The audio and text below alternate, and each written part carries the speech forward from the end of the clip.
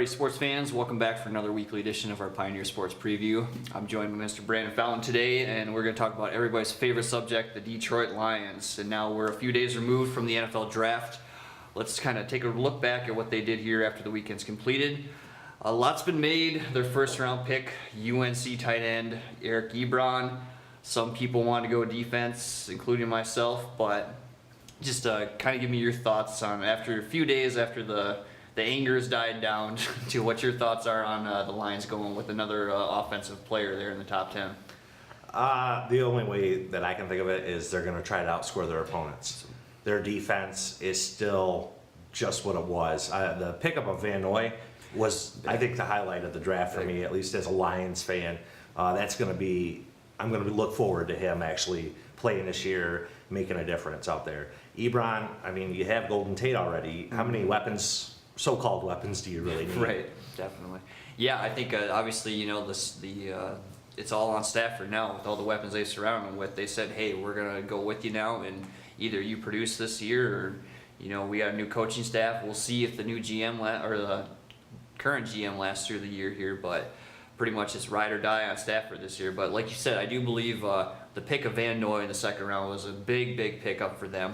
Get a linebacker like himself who can rush the passers, really good in coverage, can fill the holes in the run game there. He's an all-around linebacker, and he'll also allow them to do some things with the defensive coordinator, their new guy from the Ravens, talking about doing a lot more 3-4 and mixing in some different looks. But let's look at the third round, and they took Travis Swanson, the center out of Arkansas. I know a lot's been made of him.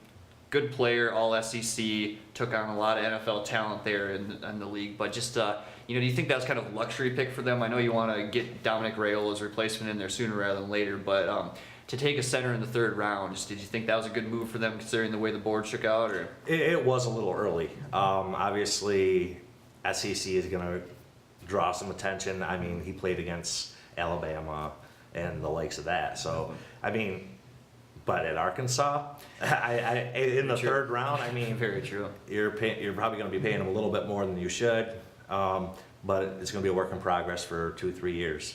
Definitely. Yeah, like you said, you get them a little bit of time to pick up the nuances of the scheme, you know, do the things that he has to do, and he also gets to sit behind Dominic Raiola, who I'm admittedly not a big fan of, but the guy kind of surprised me last year, put on a little bit of bulk and had a good year for the Lions, so hopefully he can kind of bridge the gap there to give the kids some experience and let them keep their offensive line, which used to be a complete mess, which has actually turned into one of the strengths of their team.